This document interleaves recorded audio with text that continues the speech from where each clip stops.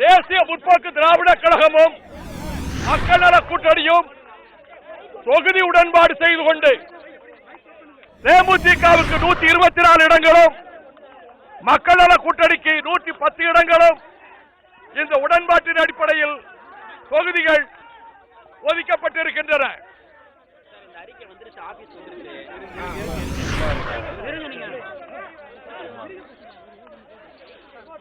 எது முக்கியமோ அதான் நான் சொல்வேன்.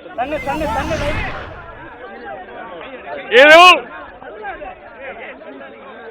கேப்டன் விஜயகாந்த் அவர்கள் தெரிவித்திருப்பது தேமுதிகவுக்கு மக்கள் நல கூட்டணிக்கும் சேர்த்து வைகோ ஒருங்கிணைப்பாளராக இருப்பார் என்று அறிவித்திருக்கிறார்.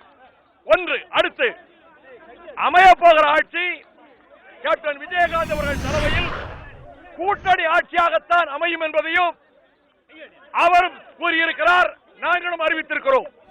எனவே கூட்டணி ஆட்சிதான் அது கேப்டன் விஜயகாந்த் அவர்களும் தெரிவித்து விட்டார்கள். நாங்கள் இந்த அணியை 2 தேமுதிகவும் மக்கள் நல கூட்டணியும் சேர்ந்து தொகுதி உடன்பாடு செய்து கொண்ட அணியை கேப்டன் விஜயகாந்த் அணி என்று நாங்கள் அழைப்போம். இதுதான் முக்கியமான அறிவிப்புகள். மற்றதை பிறகு பார்த்துக்கிறோம்.